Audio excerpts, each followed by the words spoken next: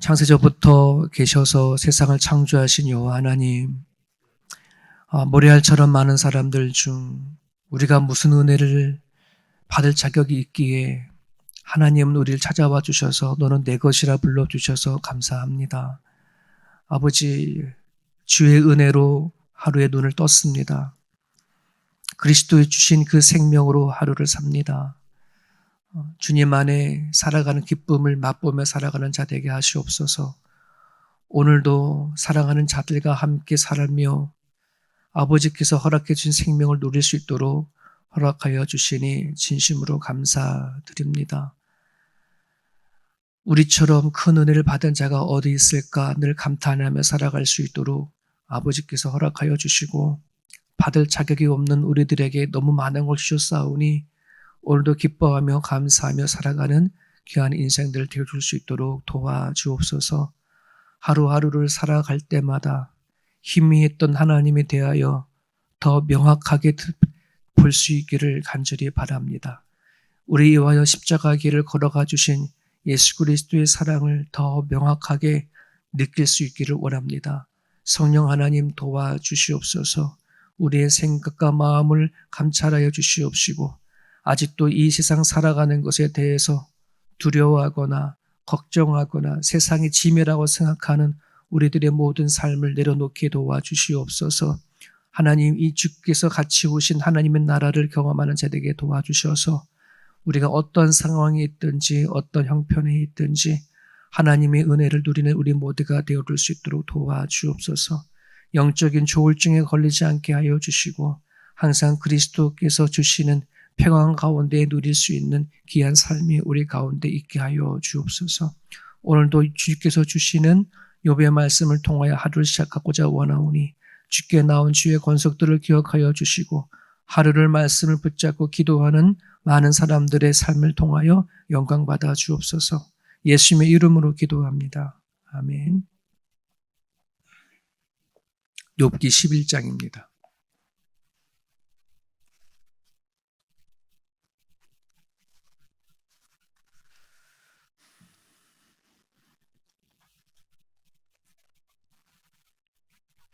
욥기 11장 1절에서 20절입니다. 욥의 친구 소발의 이제 욥에게 하는 말입니다. 친구 소발은 어떤 말을 하는지 우리 같이 한번 읽어보겠습니다. 나아마 사람 소발이 대답하여 이르되 말이 많으니 어찌 대답이 없으랴. 말이 많은 사람이 어찌 의롭다함을 얻겠느냐.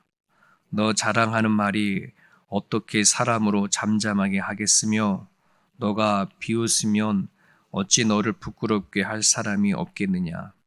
너 말에 의하면 내 돈은 정결하고 나는 주께서 보시기에 깨끗하다 하는구나. 하나님은 말씀을 내시며 너를 향하여 입을 여시고 지혜의 오묘함으로 내게 보이시기를 원하노니 이는 그의 지식이 광대하심이라. 하나님께서 너로 하여금 너의 죄를 잊게 하여 주셨음을 알라. 너가 하나님의 오묘함을 어찌 능히 측량하며 적는 자를 어찌 능히 완전히 알겠느냐. 하늘보다 높으시니 너가 무엇을 하겠으며 수월보다 깊으시니 내가 어찌 알겠느냐. 그의 크심은 땅보다 길고 바다보다 넓으니라. 하나님이 두루 다니시며 사람을 잡아 가두시고 재판을 여시면 누가 능히 막을 소냐. 하나님은 허망한 사람을 아시나니 악한 일은 상관하지 아니하시는 듯하나 다 보시느니라. 허망한 사람은 지각이 없나니 그의 출생함이 들나귀 새끼 같으니라. 만일 너가 마음을 바로 정하고 주를 향하여 손을 들 때에 내 손에 죄악이 있거든 멀리 버리라. 불의가 내 장막에 있지 못하게 하라. 그리하면 너가 반드시 흠없는 얼굴을 들게 되고 굳게 서서 두려움이 없으리니 곧 내 환난을 잊을 것이라. 너가 기억할지라도 물이 흘러감 같을 것이며 내 생명의 날이 대낮보다 밝으리니 어둠이 있다 할지라도 아침과 같이 될 것이요 너가 희망이 있으므로 안전할 것이며 두루 살펴보고 평안히 쉬리라. 누가 누워도 두렵게 할 자가 없겠고 많은 사람이 내게 은혜를 구하리라. 그러나 악한 자들은 능히 어두워서 도망할 곳을 찾지 못하리니 그들의 희망은 숨을 거두는 것이니라. 아멘. 참 이 말씀을 묵상하면서 욥이 참 안타깝다, 안 됐다 이런 생각을 좀 가져요. 어려움을 당하기 전에 이 네 사람이 얼마나 잘 지냈을까 이런 생각도 생각하게 되줘요. 하나같이 욥의 친구들은 경건한 사람이더라고요. 보니까 다 하나같이 욥에게 와가지고 하나님을 얘기를 하면서 하나님 안에 권면을 하잖아요. 그러니 고난이 닥치기 전에 이들의 이 네 명의 친구들이 얼마나 하나님 앞에 예배하면서 잘 지냈을까, 얼마나 좋은 친구들이었을까, 이런 생각을 좀 해보게 되어져요. 여러분, 인생을 살아가면 교회에서 같이 생각을 나누고 마음을 나누고 하나님을 믿고 살았던 그 친구들이 참 소중한 거 느끼잖아요. 그러니까 욥이 아마 그랬을 것 같아, 이 세 친구에 대해서. 그런데 이 상상할 수 없는 고난에 딱 닥쳤을 때에 이 친구들이 다 하나같이 하나님 안에서 이렇게 말을 하는 거 보니까 욥이 너무 많이 상처가 되지 않았을까 이런 생각을 합니다. 그래서 소발이라 그 중에 한 명이라도 좀 욥을 옆에서 여러 말 하지 말고 묵묵히 아픔을 동참했으면 어땠을까 이런데 아니나 다를까 소발조차도 오늘 욥의 마음을 아픈 그 마음을 더 이렇게 아프게 하는 내용들이 좀 많이 있어요. 그래서 11절과 12절에 보면 욥을 허망한 사람이라고도까지 얘기해요. 야, 너가 어쩔 수 없구나. 너가 이런 일을 당하는 걸 보니까 야, 이전에 보지 못했던 모습이 너한테 보이는 것 같다. 야, 뭐 이런 식인 거죠. 근데 다시 앞에를 가면은 소발이 말을 시작을 할 때에 이런 말을 합니다. 말이 많으니 어찌 대답이 없으랴. 여봐, 너 참 말이 많구나. 지금 아직도 못 알아들었어? 엘리바스와 빌다시 말했던 말들을 지금 못 알아듣는 거야? 아직까지 너가 옳다고 생각하는구나. 너가 하나님 앞에 죄가 없다고 생각하는구나. 이렇게 얘기하는 거예요. 안 되겠다. 내가 한마디 더 해야 되겠다. 막 이런 거죠. 엘리바스가 말하고 빌다시 말하는 것을 좀 더 어쩌면 확실히 짚어주기 위해서 너가 지금 말을 많이 하는 거 보니까 너가 아마도 못 깨달은 것 같아. 이런 식으로 얘기를 하는 거예요.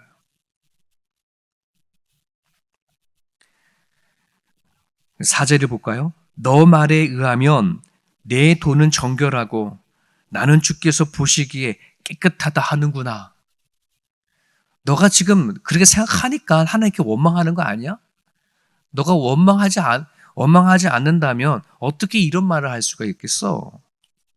너가 지금 옳다고 생각하니 하나님이 투정 부리는 거 아니야? 막 이러는 거죠. 저도 이 말씀을 묵상하면서 옛날에 애들 키웠던 생각이 나요.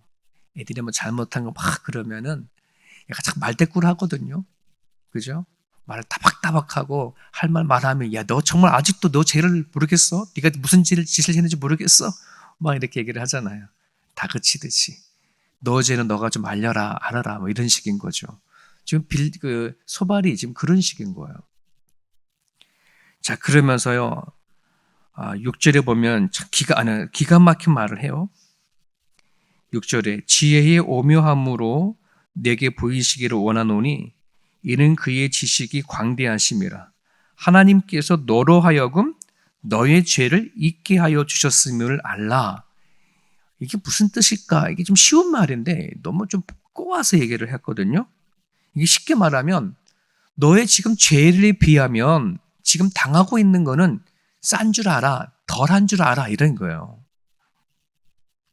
너가 하나님의 죄 진 거에 비하면 이 정도는 감지덕지야. 이거 감지덕지가 자식이 열이나 있는데 자식 하나 잃는 것도 너무 아픈데 자식을 다 잃고 모든 재산 다 잃고 자기 머리에부터 발끝까지 온몸에 종기가 나고 자기 몸은 언제 병들어 죽을 줄 모르는 상황 속에 있는 것 같은 그 상황이 여기보다 뭐 더 할 수 있겠어. 근데 친구의 말 그러는 거예요. 하나님이 너 덜한 거야. 감지덕지 여긴 줄 알아. 뭐 이런 식인 거죠. 참 가슴 아픈 얘기다. 이런 생각을 좀 해보게 되어집니다. 우리 딸내미가 고등학교를 졸업을 하고 대학을 가면서 이제 본인이 완전 성인이 된 줄 알고 살아가요.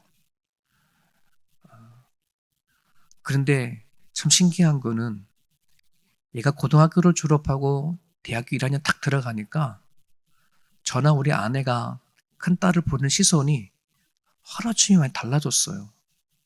시선 달라졌을 뿐만 아니라 얘가 달라 보여요. 그냥 성인처럼 보이는 거예요. 어제까지만 해도 그냥 애였었는데 그러다 보니까 예전에는 무슨 말을 하면 고분고분 잘 듣더니 이제 성인이 됐다 보니 이제 제가 무슨 말을 하면 이제 가르치려고 얘기를 해요. 아빠는 아직 잘 몰라서 그래요. 우리 세계를 잘 몰라요. 뭐 그렇게 하거든요. 한 번은 그러는 거예요. 아빠 너무나 목사님이라고 답을 다 이렇게 얘기하지 마세요. 그러는 거예요. 아빠는 답정너 같아요. 답정너가 뭔지 아세요? 답은 이미 정해져 있으니 너는 대답만 해. 이걸 약 줄여서 답정너예요. 제가 답정너처럼 보였던 것 같아요. 목사니까 무슨 일이 있으면 자꾸 답을 주려고 그러는 것 같아요. 마음속은 뜨끔했지만 겉으로는 아닌 척했어요. 그러면서 집에서 생각을 했습니다. 아, 그렇구나. 이게 나한테 몸에 배어져 있는 것이 있구나. 성도들이나 무슨 말을 하게 되면 자꾸 답을 주려고 하는 그런 모습이 나한테 있구나. 이런 생각을 좀 갖게 되죠. 오늘 엘리바스나 빌닷이나 소바를 이렇게 이 말을 들어보면 하나같이 하나님을 얘기를 하는데 틀린 말이 없어요. 좀 만약에 하나님에 대해서 틀린 말을 하면 반박이라 하면서 야, 너가 말한 하나님 틀렸어. 이러고 싶었거든요. 그런데 이들이 말하는 하나님은 네, 맞아요. 정의롭고 공의롭고 지혜롭고 오묘하고 생각이 크신 그 하나님 맞아요. 그런데 어떻게 엘리바스나 빌닷이나 소발이나 그들이 알고 있는 정확한 하나님을 얘기를 하면서 얘기를 하고 있는데 왜 이들의 말이 이렇게 아플까? 고난당하고 있는 이 욥에게는 하나도 도움이 안 되고 왜 아픔으로 와 닿을까 하는 생각을 하게 돼요. 이들이 알고 있는 하나님을 욥이 모를까? 욥도 알겠죠. 네, 욥도 알겠죠. 같이 지내면서 하나님을 같이 경외하고 살던 친구들인데 욥은 하나님 앞에 의로웠던 사람이라고 성경을 얘기하고 있는데 어찌 이들이 말한 하나님을 욥이라고 왜 모르겠어요? 알죠.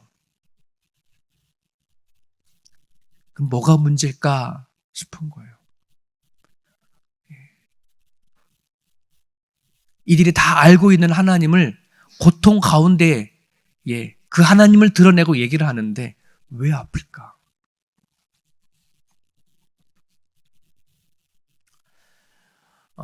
여러분 다윗이 사무엘을 통해 가지고 기름을 먼저 부음을 받아요. 너는 장차 이스라엘의 왕이 될 거다. 근데 이 다윗은 사무엘에게 기름을 받자마자 바로 그 다음에 왕이 되어진 게가 아니라 생각하지 못한 그 험난한 길을 가게 되어줘요. 사울 왕에 의해서 목숨을 빼앗길 같은 그 위험에 천만 당하거든요. 광야로 도망을 치는데 그 도망자의 삶이 10년이 넘어요. 다윗에게는 어쩌면 되게 그 10년이 넘는 시간들이 고통스러운 그러한 시간이었을 거예요. 그죠?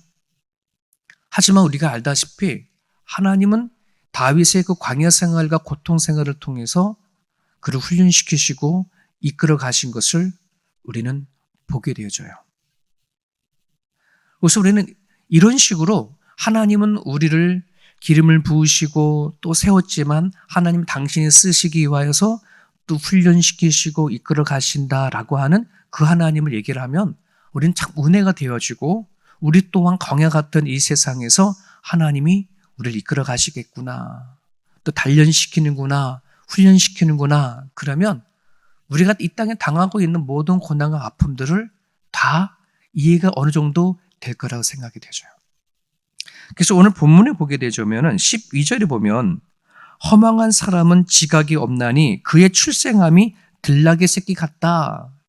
지금 욥을 들락의 새끼로 얘기하고 있어요. 즉 길들여지지 않은 새끼. 욥아 너는 지금 너가 어떻게 생각할지 모르겠지만 하나님이 너를 지금 훈련시켜 중에 있어. 너를 연단시키는 중에 있어. 너가 지금 어떤 죄가 분명히 있어서 이런 어려움을 당하는데 하나님 앞에 너의 죄를 다 낱이 다 고백하고 그러면 하나님이 너를 통해서 일하실 거야. 다시 회복시킬 거야. 이런 얘기거든요.